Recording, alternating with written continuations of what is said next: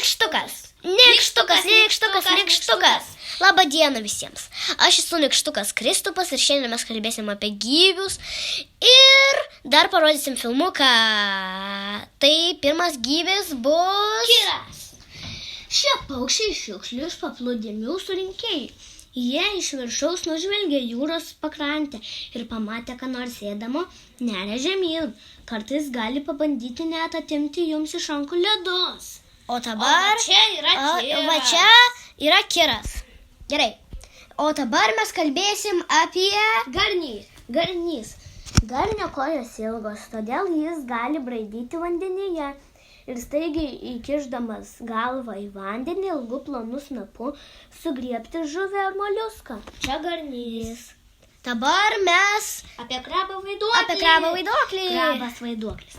Šie krabai gyvena potvinių zonoje įsirausę į duobes, tarp potvinių ir atoslūgių žymių. Krabai vaiduokliai yra ir maitėdos, ir plėšrūnai. Gerai. O va čia yra krabas vaiduoklis. Va čia šone yra krabas. Va. O dabar bus filmukas. Mažas filmukas.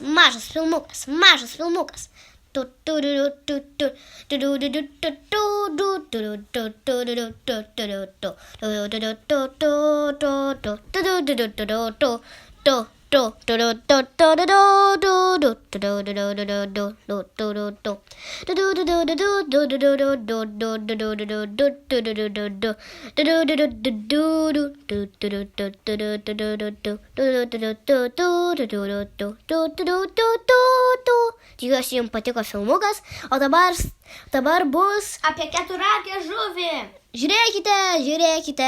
Keturakė žuvis. Pietų Amerikoje ir Meksikoje aptinkama keturakė žuvis.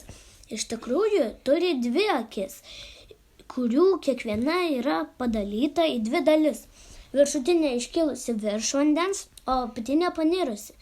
Žuvis gali sučiupti ir atskrendančius prie vandens vabzdžius ir vandenyje gyvenančius gyvius. Taip, čia yra keturakė žuvis, o dabar staigmena. O dabar staigmena.